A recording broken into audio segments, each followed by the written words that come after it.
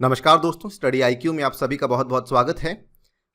यहाँ पर भारत के लिए एक पॉजिटिव डेवलपमेंट हुई है। म्यांमार जो है वो अपने आप को चाइना से दूर कर रही है, राइट। और यहाँ पर हमने कुछ ही दिन पहले आपके साथ एक वीडियो डिस्कस की थी जिसमें हमने आपको ये बताया था कि म्यांमार की जो गवर्नमेंट है it is trading with caution against China funded economic corridor. China अपने बेल्ट एंड रोड इनिशिएटिव के तहत एक चाइना म्यांमार इकोनॉमिक कॉरिडोर को यहाँ पर बना रहा था।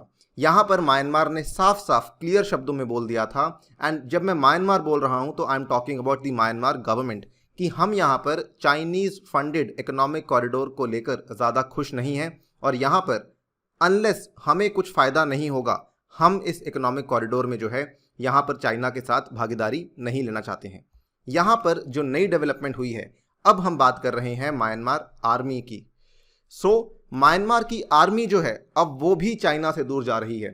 It is a double opportunity for India. एक तरफ म्यांमार की सरकार और दूसरी तरफ म्यांमार की आर्मी, दोनों ही जब चाइना से दूर जा रही हैं, it opens up a very very great window of opportunity for India. और इस वीडियो में हम यही बात करेंगे कि एग्जैक्टली यहाँ पर म्यांमार और चाइना के बीच में क्या विवाद चल रहा है और किस तरीके से भारत के लिए ये एक बहुत ही अच्छा मौका हो सकता है। चलिए स्टार्ट करते हैं मेरे साथ। मेरा नाम है Anirudh.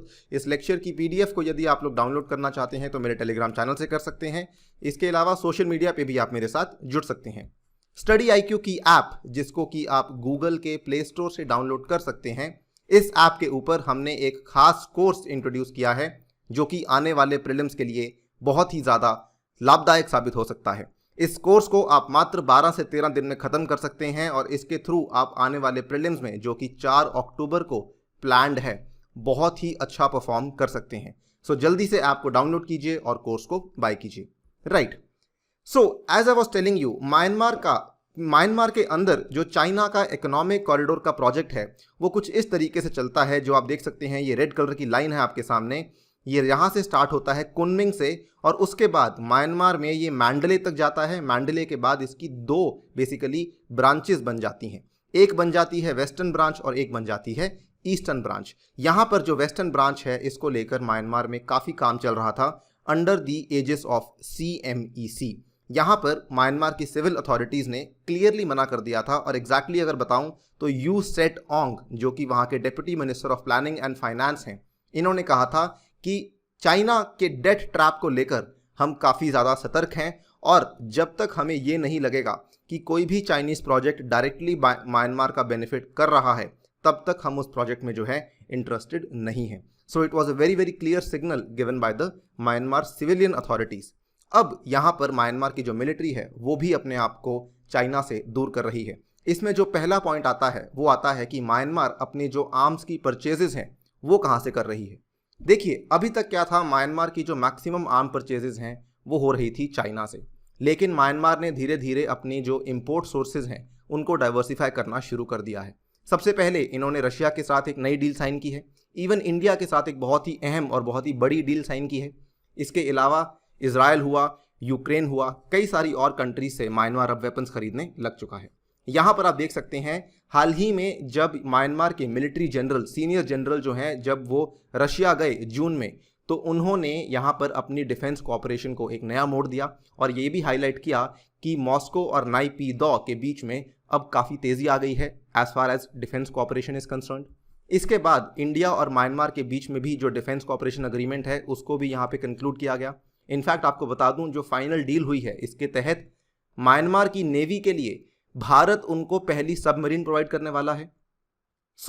It is very very clearly evident कि म्यांमार की मिलिट्री जो है वो एक तरीके से चाइना से अपने आप को दूर कर रही है। ये तो था पहला एस्पेक्ट। दूसरा एस्पेक्ट यहाँ पे जो कि और भी ज़्यादा संगीन है वो क्या है, म्यांमार ने यहाँ पर चाइना को बेसिकली कहा कि हम इस चीज़ से नाखुश हैं कि आप हमारे कंट्री में जो टेरर ग्रुप्स हैं, जो आतंकवादी समूह हमारी कंट्री में काम कर रहे हैं, आप उनको यहाँ पे आर्म्स सप्लाई कर रहे हैं। और साथ ही में उन्होंने कहा है पूरे विश्व से कि हमें यहाँ पे आपकी मदद चाहिए, हम चाहते हैं कि आप चाइना के द्वारा इस जो टेरर फाइनेंसिंग को किसी तरीके से रोका जाए। इस पूरी चीज़ को समझते हैं। कई सारे एथनिक इंसर्जेंट ग्रुप्स हैं जो कि म्यांमार में आज की डेट में एक्टिव हैं, आपको मालूम होगा, एंड आई एम श्योर आपने कई सारे इन ग्रुप्स का नाम सुना भी होगा, क्योंकि इसमें से जो मैक्सिमम ग्रुप्स हैं ये इंडिया म्यांमार के बॉर्डर पर एक्टिव हैं। कुछ ग्रुप्स ऐसे हैं जो कि बांग्लादेश म्यांमार के बॉर्डर पर एक्टिव हैं, लेकिन ये जो ग्रुप्स हैं इनके नाम हैं United Wa State Army, Kachin Independence Army, Ta'ang National Liberation Army, Myanmar National Democratic Alliance Army and Arakan Army. सबसे ज़्यादा खतरनाक फिलहाल जो चल रही है वो है अराकान की आर्मी। यहाँ पर चाइना से बेसिकली इनको वेपन्स मिल रहे थे, जिसकी वजह से म्यांमार की मिलिट्री काफ़ी ज़्यादा नाखुश है। Over the last decade, the UWSA has reportedly sold a variety of munitions to allies of the so-called Northern Alliance. So यहाँ पर मेनली जो एम्यूनिशंस आती है वो आती है UWSA को, उसके बाद ये सारी एम्यूनिशंस चली जाती है बाकी सारे ग्रुप्स को, और UWSA को एम्यूनिशन मिलती है चाइना से। यहाँ पर इनफैक्ट पिछले साल की बात है, म्यांमार के senior general Min आउंग हाइलांग showed the Chinese officials photographs of Chinese made weapons. इन्होंने बिना हिचकिचाते हुए जब ये चाइनीज़ के ऑफिशियल से मिले, इन्होंने दिखाया कि जो फोटोग्राफ्स हम दिखा रहे हैं आपको, ये प्रूफ है कि हमारे जो टेररिस्ट ग्रुप्स हैं उनको चाइना यहाँ पर वेपन्स सप्लाई कर रहा है। यही नहीं, इस साल जून की बात है, जून 23 में म्यांमार की मिलिट्री के द्वारा माइसॉट थाईलैंड में जो कि एक जगह है वहाँ पर कुछ वेपन्स को सीज किया गया था। माना जा रहा है कि वो वाले वेपन्स भी आगे जाके वेस्टर्न म्यांमार के लिए ही बेसिकली भेजे जा रहे थे, और वो वेपन्स सभी के सभी चाइनीज़ मेड वेपन्स थे। सो ऐसे 2-3 इंसिडेंट्स हुए जिसकी वजह से जो म्यांमार की मिलिट्री है वो काफ़ी हद तक कन्विंस हो चुकी थी कि यहाँ पर चाइना के द्वारा म्यांमार के टेररिस्ट को बेसिकली वेपन्स सप्लाई किए जा रहे हैं। आप देख सकते हैं ये वो वाला दृश्य है जब माइसॉट थाईलैंड में वेपन्स को सीज किया गया था, and intelligence sources revealed that the weapons were destined for Rakhine state, जहाँ पे अराकान आर्मी और Arakan Rohingya salvation army basically काम कर रही है। और ये दोनों ही जो आर्मीज़ हैं इसको म्यांमार ने अपने देश में आतंकवादी संगठन घोषित किया हुआ है। म्यांमार के ऊपर काफ़ी ज़्यादा प्रॉब्लम चल रही है यहाँ पर, बिकॉज इनका जो मिलिट्री एक्सपेंस है वो काफ़ी ज़्यादा बड़ा हुआ है because of this particular terrorist activity right now. So यहाँ पर इसके चलते म्यांमार के जनरल ने चाइना के साथ जॉइंट नेवल एक्सरसाइज करने से भी मना कर दिया है। सो ये तो साफ साफ क्लियर है कि they are not happy with China right now. And यहाँ पर होता क्या है कि इस पूरे सिनारियो में एक बहुत बड़ी विंडो ऑफ अपॉर्चुनिटी खुल जाती है, किसके लिए? भारत के लिए। सबसे पहले इसमें हम देखते हैं कि किस तरीके से भारत के साथ जो संबंध है वो इम्प्रूव हो रहे हैं। सो हाल ही में जब विक्ट्री डे की परेड हुई थी जो कि मॉस्को में हुई थी, जिसमें 75 ईयर्स ऑफ वर्ल्ड वॉर 2 की सेलिब्रेशन की गई थी, यहाँ पर भारत के रक्षा मंत्री और म्यांमार के सीनियर जनरल, इन दोनों की मुलाकात हुई और इन्होंने इस चीज़ को लेकर बातचीत की कि किस तरीके से हम हमारी कंट्रीज़ की आर्म्ड फोर्सेस और हमारे जो डिफेंस टाइज हैं इनको किस तरीके से इम्प्रूव कर सकते हैं। साथ ही में पिछले कुछ 2-3 महीने पहले की बात है जब म्यांमार ने 22 एंटी इंडियन इंसर्जेंट्स को इंडिया को सौंप दिया था। काफ़ी ज़्यादा इंपॉर्टेंट डेवलपमेंट हुई थी यहाँ पर। इनमें the Myanmar government handed 22 ethnic Assam and Meitei rebels over to the Indian government. और ये सारे के सारे रेबल्स जो हैं ये बेसिकली म्यांमार सॉइल से ऑपरेट कर रहे थे और ऑपरेट कर रहे थे अगेंस्ट न्यू दिल्ली। सो ये दिखाता है कि इंडिया और म्यांमार की कॉपरेशन बढ़ तो रही है, लेकिन आज की डेट में जो इतना बड़ा वॉइड बन चुका है because of China, so this is a very very good opportunity for India.